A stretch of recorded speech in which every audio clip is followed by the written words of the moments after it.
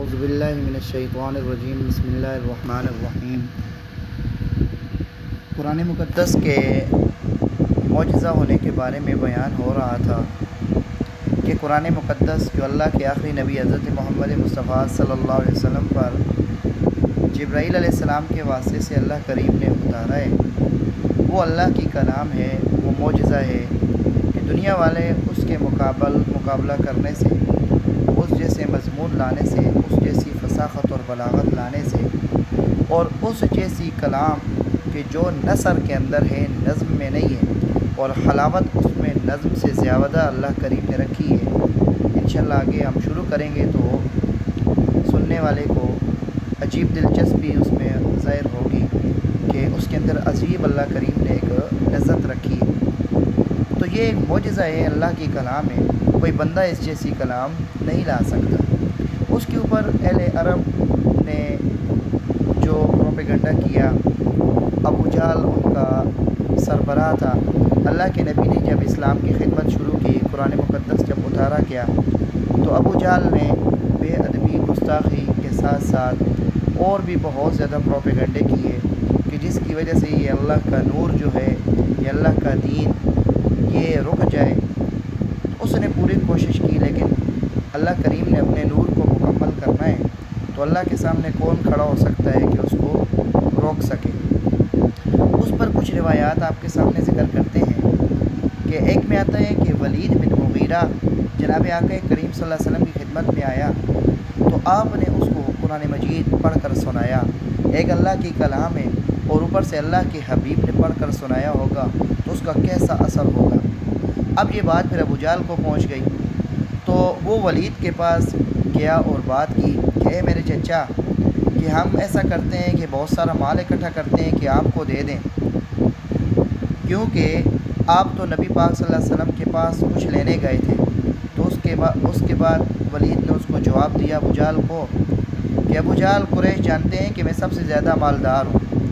تو ابو جہل نے اس کو کہا کہ پھر محمد مصطفیٰ صلی اللہ علیہ وسلم کے بارے میں ایسی بات کہ جو تیری قوم کو یہ بتلائے کہ تو ان کا انکار کرتا ہے، تو ان کا ساتھی نہیں ہے۔ تو اس نے پوچھا میں کیا کہوں؟ اب وہ آگے سے وضاحت کرتا ہے، اس سے کلام سنیے نا، اللہ کے نبی کی خدمت میں بیٹھا ہے تو دیکھیں سنیں۔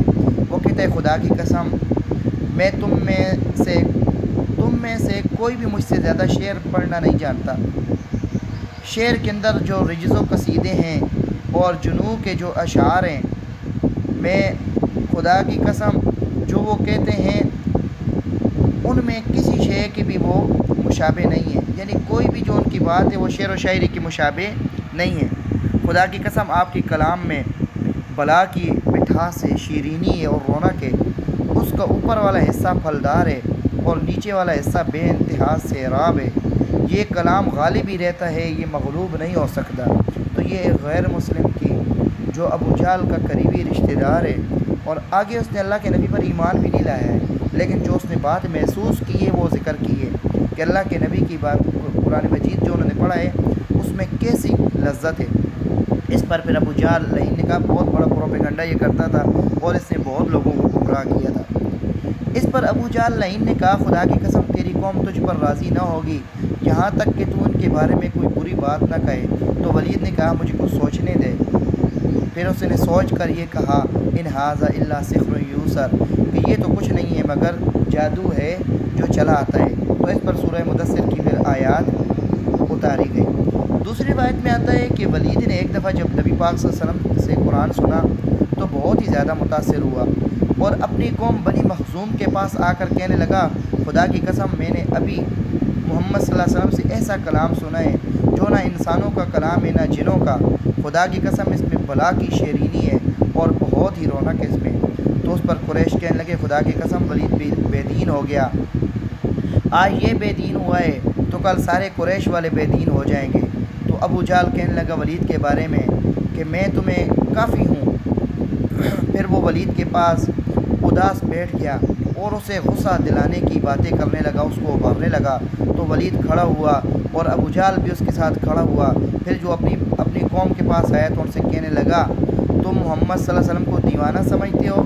کیا کبھی اس نے کسی کا گلا گھونٹا ہے؟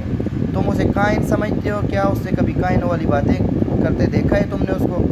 تم اس کو شاعر سمجھتے ہو؟ کیا تم نے اس کو کوئی شعر کہتے ہوئے شعر گوئی میں منہمک کبھی دیکھا ہے؟ تم اس کو جھوٹا کہتے ہو؟ معاذ اللہ، کیا تم نے کبھی اس پر کسی جھوٹ کو پرکھا ہے؟ ان سب باتوں کے جواب میں انہوں نے کہا، اے خدایا تیری قسم نہیں۔ پھر انہوں نے پوچھا کہ پھر محمد صلی اللہ علیہ وسلم کیا ہیں؟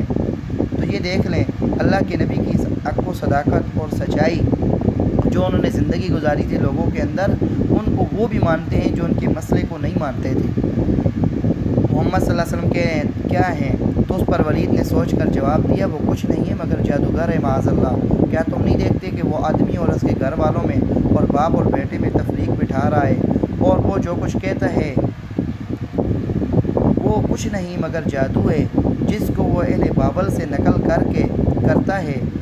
اس پر مجلس والے خوشی سے اچھلنے لگے، وہ اس کی بات پر لٹو ہوئے نعرے لگانے لگے، اس کی گفتگو پر حیرت زدہ ہوتے ہوئے بکھر گئے اور چلے گئے۔ تو اس پر سورہ مدثر کی پھر یہ آیات نازل ہوئی۔ انشاءاللہ جب سورہ مدثر کی آیات آئیں گی تو ہم وہاں پر اس واقعے کو دوبارہ ذکر کریں گے۔ اسی طرح صحیح مسلم ایک حدیث پاک کی مستند کتاب ہے، اس کے اندر یہ روایت ہے کہ حضرت ابو ذر رضی اللہ تعالیٰ عنہ کے بھائی کا نام تھا انیس غفاری۔ انہوں نے اپنے بھائی ابو ذر سے کہا کہ میں مکہ میں ایک آدمی سے ملا ہوں کہ جو تمہارے دین پر ہے، وہ کہتا ہے کہ مجھے اللہ نے رسول بنا کر بھیجا ہے۔ تو میں نے پوچھا تو پھر لوگ کیا کہتے ہیں اس کے بارے میں؟ تو انیس سے جواب دیا، لوگ تو اس کو شاعر کہتے ہیں، جادوگر کہتے ہیں، کاہن کہتے ہیں، معاذ اللہ ثم معاذ اللہ۔ اور انیس تو خود بھی بہت بڑا ایک عرب کا شاعر تھا، مایہ ناز شاعر تھا۔ انیس کہنے لگا، میں نے کاہنوں کی کلام سنی ہے، یہ ان کا کلام نہیں ہے۔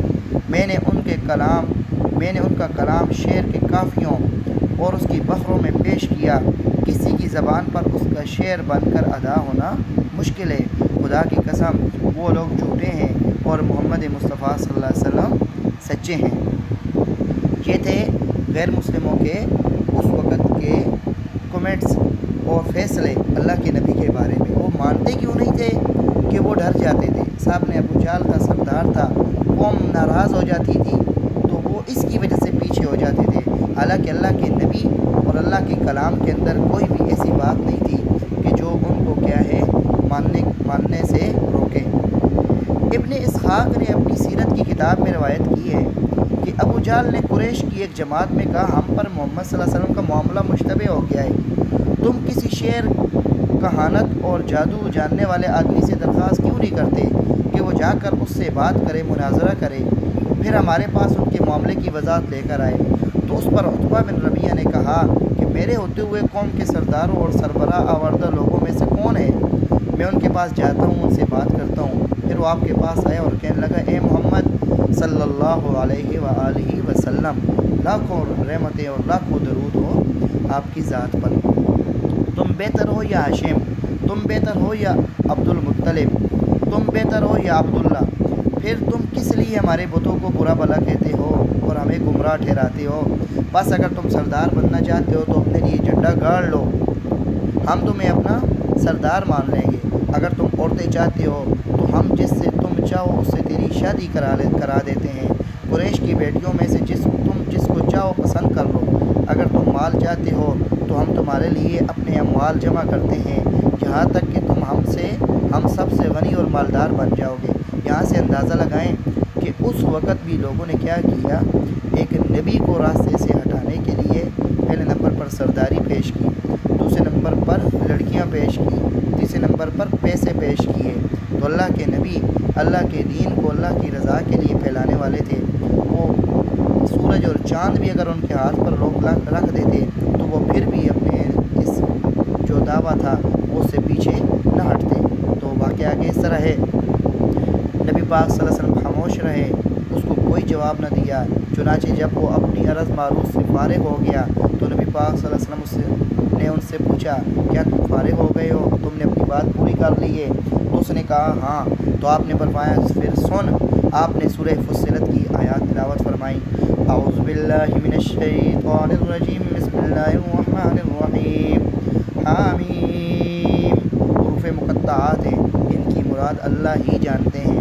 تنزیل من الرحمن الرحیم، اس کتاب کا اترنا بہت بڑے مہربان اور رحم کرنے والے کی ذات کی طرف سے کتاب فصلت آیاتہ، یہ ایسی کتاب ہے کہ جس کی آیات جدا جدا ہیں، قرآناً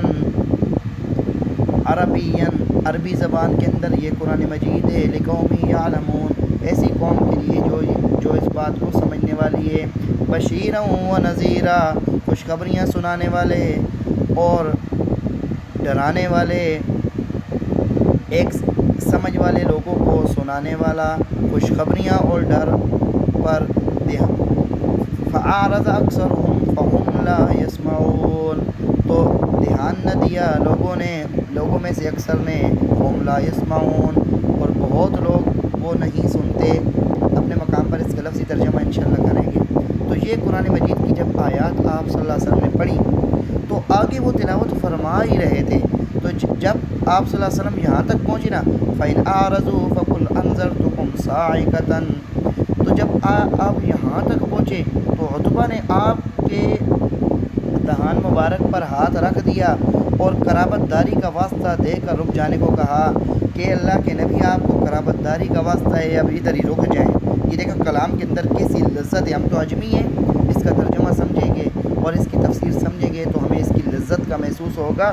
ہم تو اس کے الفاظ کی لذت جو ہے وہ بھی محسوس کرتے ہیں، جب اس کا ترجمہ اور تفسیر پڑھیں گے تو اس کا مفہوم بھی ہمیں سمجھ آئے گا، تو ہمیں اللہ کی کلام کا مقصد سمجھ آئے گا، تو ہم اللہ کی رضا حاصل کرنے کے اندر اس کو مد نظر رکھیں گے اور ہم جلدی سے جلدی اللہ کو منانے کی کوشش کریں گے۔